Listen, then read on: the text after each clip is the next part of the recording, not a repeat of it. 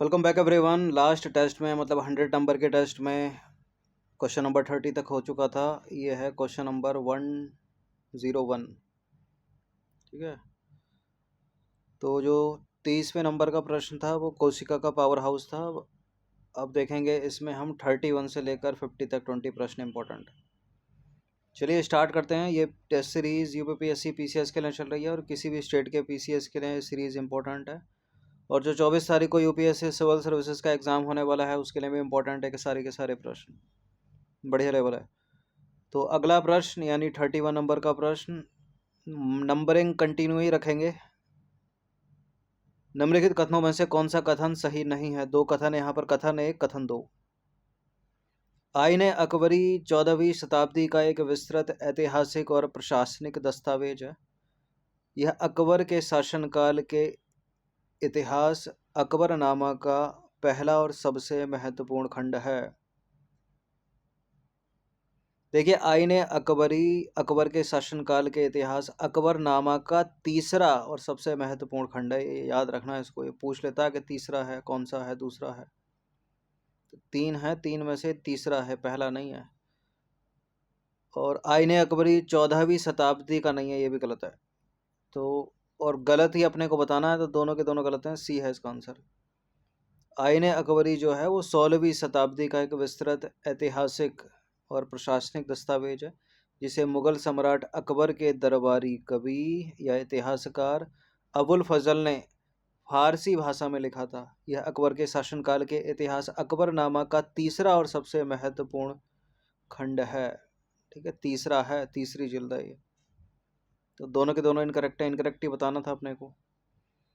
चलिए बायोलॉजी का प्रश्न है, क्वेश्चन नंबर 32 या साइंस का कह सकते हैं इसको। कलर ब्लाइंडनेस या जिसे वर्णांधता भी कहा जाता है एक ऐसी स्थिति है जिसमें व्यक्ति कुछ खास रंगों डैश के बीच अंतर नहीं कर पाता।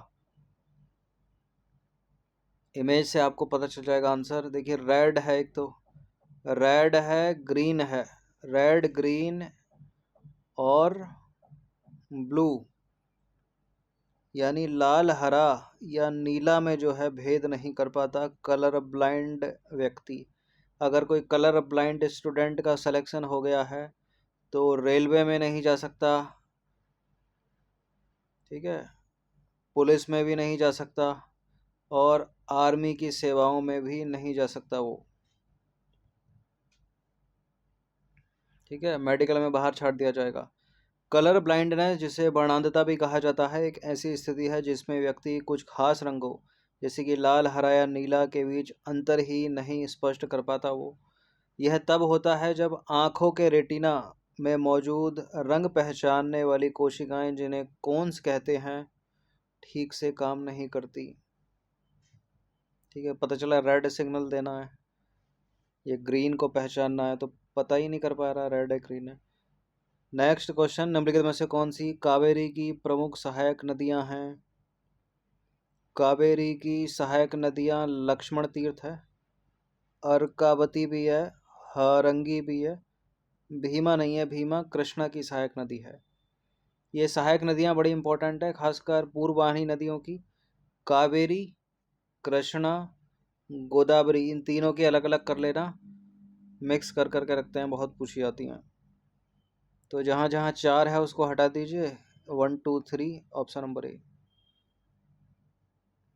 देखिए, कावेरी नदी की प्रमुख सहायक नदियां हेमावती, काबिनी, भवानी, अमरावती, शिमसा, अर्कावती, लक्ष्मण तीर्थ और हरंगी हैं। ये नदियां कर्नाटक और तमिलनाडु के क्षेत्र से होकर बहती हैं और कावेरी जल प्रणाली का महत्वपूर्ण हिस्सा है। बाकी भीमा, तुंगभद्रा, कोयना, मूसी, मालप्रभा, घाटप्रभा, ये कृष्णा की प्रमुख सहायक नदियां हैं, अलग अलग कर लीजिएगा। क्वेश्चन नंबर 34 है, निम्नलिखित में से किस राज्य में घाट प्रभा जलाशय स्थित है? घाट प्रभा जलाशय है कर्नाटक में। घाट प्रभा जलाशय कर्नाटक राज्य के वेल गावी जिले में स्थित है। इस जलाशय में लगभग 659 मिलियन घन मीटर का भंडार है, जिससे कुल 13,96,000 हेक्टेयर भूमि की सिंचाई होती है।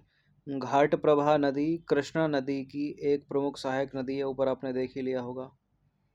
निम्नलिखित में से कौन सी नदी उत्तर प्रदेश में खड्डों का निर्माण करती है? उत्तर प्रदेश में खड्डों का निर्माण करती है चंबल नदी, यमुना नदी, बी है इसका आंसर। देखिए, खंड एक दूसरे के समानांतर कमोबेश चलने वाली नालियों की व्यवस्था है जो प्रमुख नदियों या उनकी सहायक नदियों में बहती है। उत्तर प्रदेश में इस तरह के नाले आमतौर पर यमुना नदी, चंबल नदी और उनकी सहायक नदियों के किनारे पाए जाते हैं। क्वेश्चन नंबर 35 पर आ जाइए, 36 पर आ जाइए। निम्नलिखित कथनों में से कौन सा कथन सही है? उससे पहले इन सभी टेस्ट या फुल टेस्ट पीडीएफ से जुड़ सकते हैं। नंबर इस पर कॉल या व्हाट्सअप करके फुल टेस्ट सीरीज जो है वो पीडीएफ फॉर्मेट में मिलेगी। एक छोटा सा अमाउंट है, वन टाइम पेमेंट है। तो दो कथन है यहाँ पर, कौन सा इसमें सही होगा? गोमती नदी गंगा नदी से मिलने से पहले 950 किलोमीटर की यात्रा करती है। गोमती नदी गंगा नदी से मिलने से पहले 950 किलोमीटर की यात्रा करती है। क्या हो गया ये? एक स्टेटमेंट डबल डबल बार कॉपी हो गया है। कुछ और स्टेटमेंट ऐड करना था यहाँ पर। चलिए, बिल्कुल ये दोनों के दोनों करेक्ट हैं। ठीक है, सी है इसका आंसर। ठीक है, एक स्टेटमेंट रखना था इसमें। उत्तर प्रदेश की राजधानी लखनऊ गोमती नदी के तट पर स्थित है। कोई नहीं, इसमें हम देखेंगे। तो जो उत्तर प्रदेश की राजधानी है वो गोमती नदी के तट पर स्थित है। उत्तर प्रदेश की राजधानी लखनऊ गोमती नदी के तट पर स्थित है। लखनऊ के अलावा इसके तट पर जो स्थित अन्य शहर हैं वो है लखीमपुर खीरी, सुल्तानपुर, बाराबंकी, सीतापुर और जौनपुर। सभी को याद रखिएगा। गोमती नदी इन शहरों को पीने का पानी उपलब्ध कराती है और गोमती नदी गंगा नदी में मिलने से पहले 950 किलोमीटर की यात्रा करती है और गोमल ताल से निकलती है ये गोमती फुलहर झील। चलिए, कीथम झील को सुर सरोवर के नाम से भी जाना जाता है, जिसे रामसर स्थल सूची में शामिल किया गया था। उत्तर प्रदेश के किस जिले में है ये? कीथम झील को सुर सरोवर के नाम से जाना जाता है। 2020 में रामसर स्थल घोषित किया गया था। महाराष्ट्र की एक झील थी उसके साथ। यह है आगरा में कीथम। 37 नंबर दो दो बार हो गया है क्या? नहीं, ऊपर का तो 36 था। चलिए, तो आगरा इसका उत्तर हो जाएगा। कीथम झील, जिसे सुर सरोवर के नाम से भी जाना जाता है, आगरा जिले के बाहरी इलाके में Delhi highway, national highway number 2 के पास स्थित है। यह झील सुर सरोवर पक्षी अभयारण्य के भीतर स्थित है, जिसका गठन 27 मार्च 1991 को किया गया था और इसे 2020 में महाराष्ट्र में स्थित जो लोनार झील है उसके साथ एक रामसर स्थल के रूप में नामित किया गया था। ठीक है, 30 अप्रैल 2026 तक की स्थिति के अनुसार उत्तर प्रदेश में कुल कितनी रामसर साइट्स हैं? 12। 38वें नंबर का प्रश्न है, निम्नलिखित में से कौन सी उत्तर प्रदेश में एक सीमा पार नदी है, यानी ट्रांस बाउंड्री नदी है? उत्तर प्रदेश में एक सीमा पार नदी है घाघरा नदी। देखिए, सीमा पार नदी क्या होती है? सीमा पार नदी वह होती है जो कम से कम एक राजनीतिक सीमा या तो एक राज्य या एक अंतर्राष्ट्रीय सीमा के भीतर एक सीमा को पार करती है। बांग्लादेश में इन नदियों की संख्या सबसे अधिक है, जिसमें विश्व की दो सबसे बड़ी गंगा और ब्रह्मपुत्र नदियां शामिल हैं। घाघरा नदी तिब्बत के पठार पर मानसरोवर झील के पास स्थित माप चाचुंगो हिमनद या ग्लेशियर से निकलती है। यह हिमालय की उत्तरी ढलानों से उत्पन्न होकर नेपाल से होते हुए भारत में प्रवेश करती है, जहां इसे करनाली के नाम से जाना जाता है। इम्पोर्टेंट एक्सप्लेनेशन याद रखिएगा, प्रश्न बना सकते हैं। निम्नलिखित में से कौन सी नदी को करनाली के नाम से जाना जाता है? वो है घाघरा। घाघरा नदी जो है वो गंगा की बाईं ओर की एक प्रमुख सहायक नदी है, तो गंगा की ट्रिब्यूटरी है ये। क्वेश्चन नंबर 39 पर आ जाइए। माता टीला बांध परियोजना किस नदी पर है? माता टीला बांध परियोजना है उत्तर प्रदेश में बेतवा नदी पर। माता टीला बांध परियोजना उत्तर प्रदेश के ललितपुर डिस्ट्रिक्ट में स्थित है और बेतवा नदी के बाएं किनारे पर स्थित है। बेतवा नदी बिंद के पठार में भोपाल से निकलती है और पूरी तरह से वर्षा आधारित नदी है। ये जो माता टीला बांध है, इसका निर्माण 1957 में सिंचाई के उद्देश्य से किया गया था। नेक्स्ट क्वेश्चन है, रोगों की उत्पत्ति या उनके कारणों के अध्ययन को कहा जाता है क्या? पैथोलॉजी, बायोलॉजी, पेलिएंटोलॉजी या इटियोलॉजी? रोगों की उत्पत्ति यानी कॉजेज, ओरिजिन या उनके कारणों के अध्ययन को कहा जाता है इटियोलॉजी। एटियोलॉजी। बायोलॉजी तो सभी को पता होगा क्या है। पेलिएंटोलॉजी है जीवाश्म विज्ञान का अध्ययन। रोगों की उत्पत्ति, कॉजेज, ओरिजिन या उनके कारणों के अध्ययन को कहा जाता है एटियोलॉजी या कारण विज्ञान। ठीक है। एटियोलॉजी यह रोगों के पीछे के कारणों जैसे कि संक्रमण कैसे हुआ, आनुवांशिक कारक रहे थे क्या, पर्यावरण प्रभाव रहे, उनका वैज्ञानिक अध्ययन है। एक पैथोलॉजी है, यह रोगों के अध्ययन की व्यापक शाखा है जो रोगों के कारण, इटियोलॉजी और उनके विकास और शरीर पर उनके प्रभाव का अध्ययन करती है। तो इटियोलॉजी इसी पैथोलॉजी के अंदर पड़ी जाती है। बात करें पेलिएंटोलॉजी की या जीवाश्म विज्ञान की, तो यह विज्ञान पृथ्वी पर प्राचीन काल में जीवित रहे पौधों और जानवरों के अवशेषों, छापों या उनके इतिहास का अध्ययन करता है। क्वेश्चन नंबर 41 पर आ जाइए। निम्नलिखित में से कौन सी उत्तर प्रदेश की नवीनतम या हालिया रामसर साइट्स हैं? अभी रिसेंटली 2 ऐड की गई हैं 2026 में ही, 11वीं और 12वीं, जिससे कुल उत्तर प्रदेश में हो गई हैं 12। और उत्तर प्रदेश भारत में पहुंच गया दूसरे स्थान पर सर्वाधिक, पहला है तमिलनाडु। तो अभी रिसेंटली है कौन सी? ऑप्शन नंबर बी है इसका आंसर। शेखा पक्षी अभयारण्य अलीगढ़ का, ये 12वीं है। और पटना पक्षी अभयारण्य एटा, ये 11वीं है। बाकी ये सरसई, नावर, ये सब पहली हैं, ऑलरेडी एडेड हैं।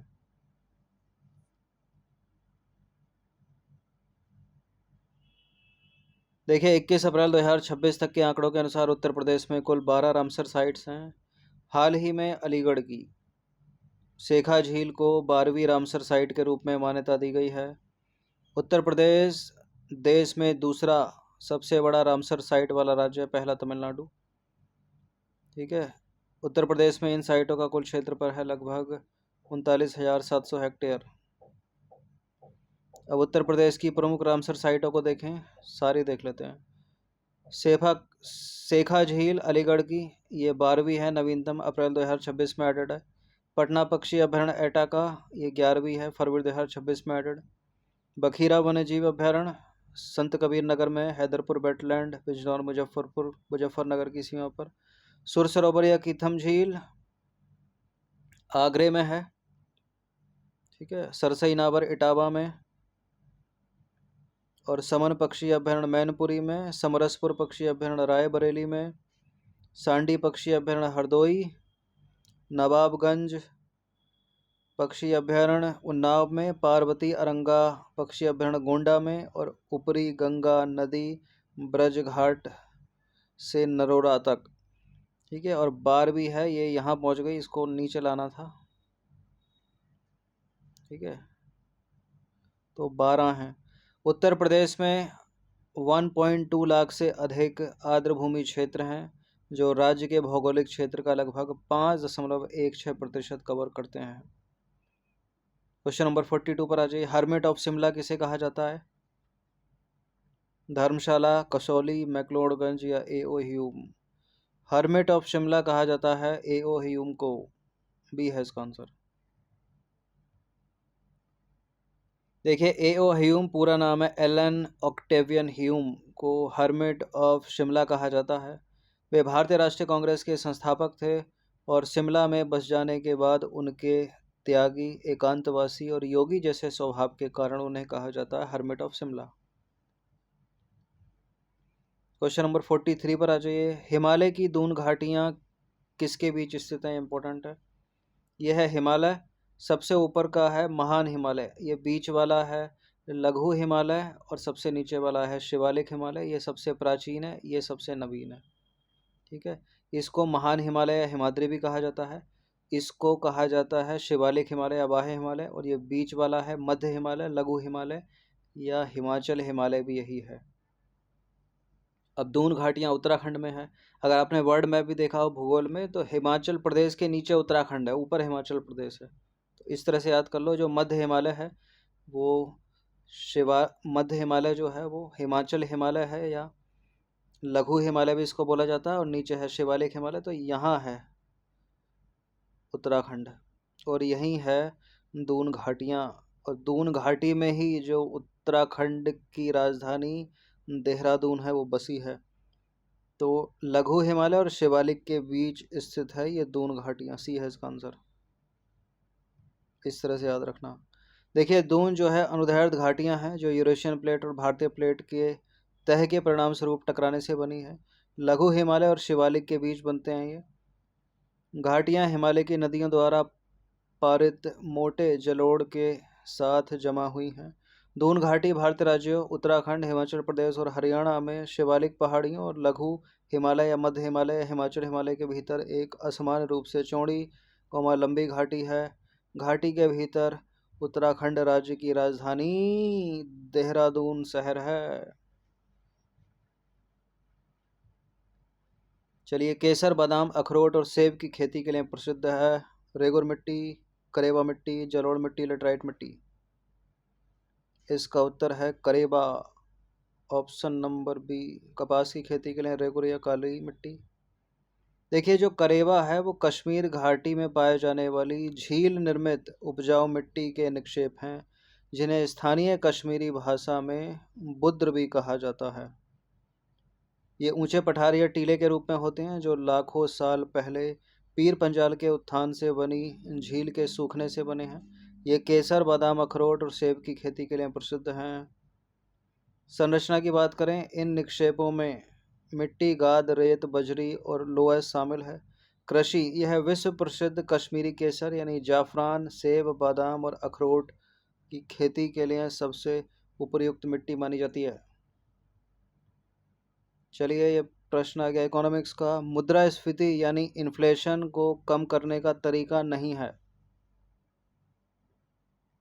देखिए यदि भारत में इन्फ्लेशन आ गई है तो उसको कंट्रोल करेगी भारत की केंद्रीय बैंक और भारत सरकार दोनों मिलकर। आरबीआई जब कंट्रोल करती है तो कैसे करेगी वो? मौद्रिक नीति, मॉनेटरी पॉलिसी के थ्रू करेगी। और भारत सरकार कैसे करेगी? राजकोषीय नीति के थ्रू, यानी फिजिकल पॉलिसी के तहत। तो आरबीआई अगर ब्याज दरें बढ़ा देगी तो उससे बिल्कुल इन्फ्लेशन कम होगी। बाजार में मुद्रा की आपूर्ति को कम करके इन्फ्लेशन कम होगी। सरकारी खर्च कम कर दीजिए, इन्फ्लेशन कम होगी। तो ये आरबीआई के काम हो गए। ये सी वाला सरकार का काम हो गया। ये डी वाला भी सरकार का काम है। आयात को घटाना नहीं बढ़ाना पड़ेगा। डी गलत है। इसमें समझते हैं। चलिए देखिए, मुद्रास्फीति इन्फ्लेशन को कम करने के लिए मुख्य रूप से सरकार मौद्रिक नीति और राजकोषीय नीति अपनाती है। मौद्रिक नीति आरबीआई का काम है और राजकोषीय नीति भारत सरकार का काम है। कई बार बता चुका हूँ, इसको याद रखना। देखिए इसके तहत ब्याज दरें बढ़ाकर, सरकारी खर्च घटाकर और बाजार में मुद्रा आपूर्ति यानी मनी सप्लाई को कम करके मांग को नियंत्रित किया जाता है, जिससे वस्तुओं की कीमतें स्थिर होती हैं। मुद्रास्फीति को नियंत्रित करने के उपाय: मौद्रिक नीति यानी मॉनेटरी पॉलिसी के द्वारा जो आरबीआई तय करती है। इसमें क्या क्या है? ब्याज दरों में वृद्धि कर दो। आरबीआई जो है रेपो रेट बढ़ाता है, जिससे बैंक से कर्ज लेना महंगा हो जाता है। इससे लोग कम खर्च करते हैं और मांग घटती है। नगद आरक्षित अनुपात यानी सीआरआर में बढ़ोतरी करके बैंकों को अधिक नकदी आरबीआई के पास रखनी पड़ती है, जिससे उधार देने के लिए कम पैसा बचता है। एक तरह से मार्केट से पैसा निकालना है। ठीक है, पैसे का फ्लो रोकना है। देखिए राजकोषीय नीति, फिजिकल पॉलिसी जो सरकार का काम है। टैक्स में वृद्धि कर दे सरकार, कर में वृद्धि कर दे। टैक्स बढ़ाने से लोगों की खर्च योग्य आय कम हो जाती है, जिससे मांग कम हो जाती है। सरकारी खर्च में कटौती करिए। सरकार अपना खर्च घटाकर अर्थव्यवस्था में धन का प्रवाह कम करती है। ठीक है, आपूर्ति पक्ष के उपाय अगर बात करें, यानी सप्लाई साइड मेजर्स देखें हम, तो उत्पादन बढ़ाइए, वस्तुओं की कमी को दूर करने के लिए उत्पादन और आपूर्ति में सुधार करना। और क्या क्या, जमाखोरी रोकनी होगी। ठीक है, आवश्यक वस्तुओं की जमाखोरी रोकने के लिए सख्त कार्रवाई करना सरकार के द्वारा। और आयात यानी इंपोर्ट को बढ़ाना है, घटाना नहीं है। जिन वस्तुओं की कमी है उन्हें दूसरे देशों से मंगाकर आपूर्ति बढ़ाना। ये सारे काम इन्फ्लेशन कंट्रोल करने के हैं, जो आरबीआई और भारत सरकार के द्वारा किए जाते हैं। 46वें नंबर का प्रश्न है, इम्पोर्टेंट साम्राज्य है ये विजयनगर साम्राज्य। किसी भी स्टेट के पीसीएस के लिए इम्पोर्टेंट है। और यूपीएससी सिविल सेवा में तो हर साल एक प्रश्न बनता ही बनता है विजयनगर साम्राज्य से, कोई एक गलत है यहाँ पर विजयनगर साम्राज्य के संदर्भ में। विजयनगर साम्राज्य की स्थापना 1336 ईस्वी में की गई थी। 300 वर्षों से अधिक चला था ये साम्राज्य। 1336 से लेकर ये चला था 1646 तक। ठीक है, तो पहला वाला सही है। इसकी स्थापना हरिहर और बुक्का नामक दो भाइयों ने की थी, दूसरा वाला भी सही है। यह साम्राज्य कर्नाटक क्षेत्र में स्थित था, यह भी सही है। इसकी राजधानी हम्पी थी, द्वार समुद्र नहीं थी। तो इसका आंसर हो जाएगा ऑप्शन नंबर डी।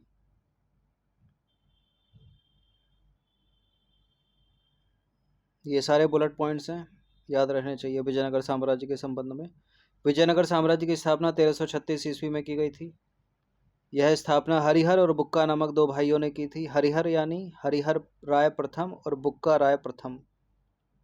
यह विजयनगर साम्राज्य कर्नाटक क्षेत्र में स्थित था और इसकी राजधानी हम्पी थी। इन्होंने अपनी राजधानी तुंगभद्रा नदी के तट पर स्थापित की थी। विजयनगर साम्राज्य का पतन की बात करें तो 1565 में तालीकोटा के युद्ध में हारने के बाद विजयनगर का पतन स्टार्ट हो गया। ठीक है, इसके बाद भी ये कम से कम 90 वर्षों तक खिंच गया, 1646 तक। अब जितने भी प्रश्न आएंगे विजयनगर साम्राज्य से संबंधित ही आएंगे, 3-4 इंपॉर्टेंट है। विजयनगर साम्राज्य के अध्ययन में अक्सर सामने आने वाले वराह, पेगोडा और फनम शब्द किससे संबंधित हैं? मंदिर वास्तुकला के रूप में, सोने और अन्य सिक्कों के मूल्य वर्ग, समुद्री व्यापार में लगे व्यापारी निगम या राज्य के प्रशासनिक प्रभाग। इंपॉर्टेंट प्रश्न है, यूपीएससी सिविल सर्विसेज में बड़े पूछे जाते हैं इस तरह के प्रश्न। क्या थे ये? बराह, पेगोडा और फनम, ये थे सोने और अन्य सिक्कों के मूल्य वर्ग। देखिए, विजयनगर साम्राज्य के अध्ययन में अक्सर सामने आने वाले वराह, पेगोडा और फनम शब्द दक्षिण भारत के सोने और अन्य सिक्कों के मूल्य वर्ग से संबंधित हैं। ये विजयनगर साम्राज्य की मौद्रिक प्रणाली में प्रचलित मुख्य मुद्राएं थीं। ठीक है, 48वें नंबर का प्रश्न है, निम्नलिखित में से कौन सा राजवंश 12वीं शताब्दी में निर्मित बारंगल के हजार स्तंभ मंदिर से जुड़ा है? क्या है इसका आंसर? इसका आंसर है काकतीय राजवंश। ठीक है, ऑप्शन नंबर सी। 12वीं शताब्दी में निर्मित बारंगल के प्रसिद्ध हजार स्तंभ मंदिर यानी 1000 पिलर टेम्पल का संबंध काकतीय राजवंश, काकतीय डायनेस्टी से है। मुख्य तथ्य देखें इससे रिलेटेड। निर्माता, इस मंदिर का निर्माण काकतीय राजा रुद्रदेव ने 1163 ईस्वी में करवाया था। स्थान, यह मंदिर तेलंगाना के हनमकोंडा बारंगल में स्थित है। स्थापत्य शैली, यह त्रिकुटालय शैली का मंदिर है जो भगवान शिव, विष्णु और सूर्य को समर्पित है। ठीक है, शैली के कौन सी है? त्रिकुटालयम। विशेषता, इसमें ग्रेनाइट पत्थरों से बने 1000 नक्काशीदार स्तंभ हैं जो एक विशाल नदी प्रतिमा है। 49वें नंबर का प्रश्न है, निम्नलिखित में से कौन विजयनगर वास्तुकला की विशेषताओं को दर्शाता है?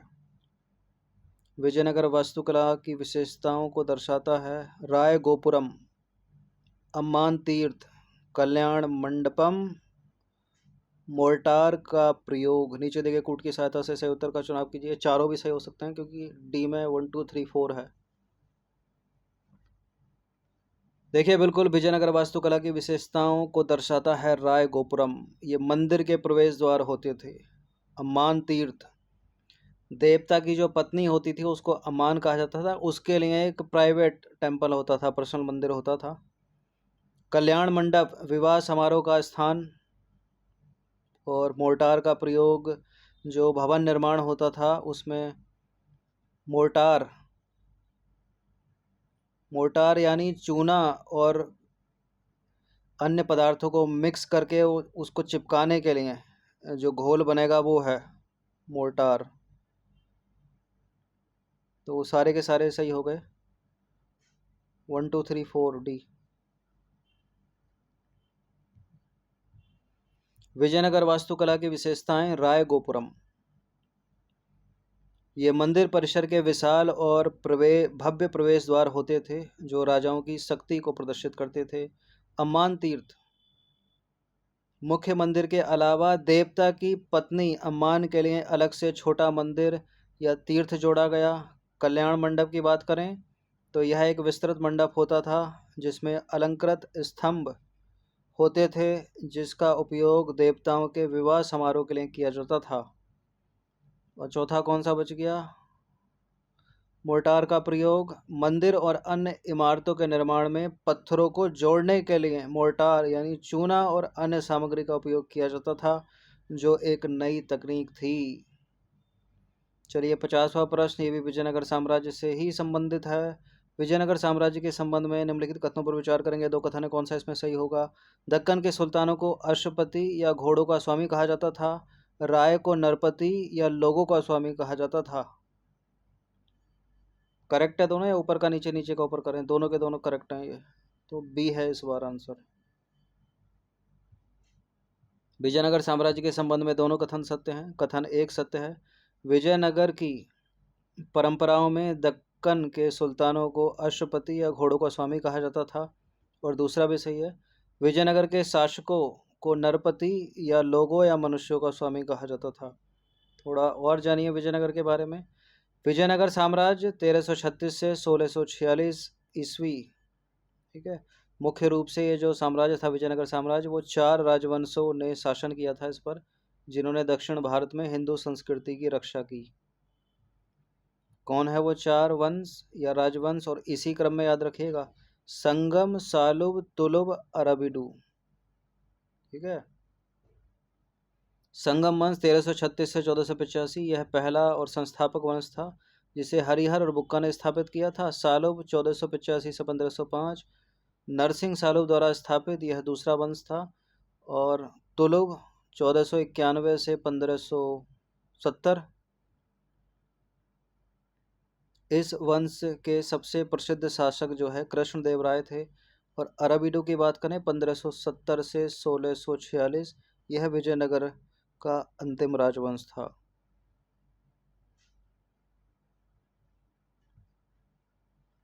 इन वंशों में 1336 में हरिहर और बुक्का द्वारा तुंगभद्रा नदी के तट पर स्थापित विजयनगर साम्राज्य का नेतृत्व किया, जो 1565 में तालीकोटा के युद्ध में हार के बाद कमज़ोर हो गया था। ये फिर भी 1646 तक खिंच गया। तो बड़ी ही इंपॉर्टेंट एक्सप्लेनेशन के साथ ये 20 प्रश्न ओवरऑल देखा जाए तो आज में हमने 50 प्रश्न की प्रैक्टिस की। इन सभी की आप फुल टेस्ट पीडीएफ से जोड़ना चाहते हैं तो ये नंबर है, इस पर व्हाट्सअप करके आप जुड़ सकते हैं। एक छोटा सा अमाउंट है, इतना कम इसलिए रखा था कि सभी लोग इसको इजीली अफोर्ड कर सकें। फुल टेस्ट सीरीज़ आपको पीडीएफ फॉर्मेट में मिलेगी पेड टेलीग्राम ग्रुप को ज्वाइन करने के बाद ही।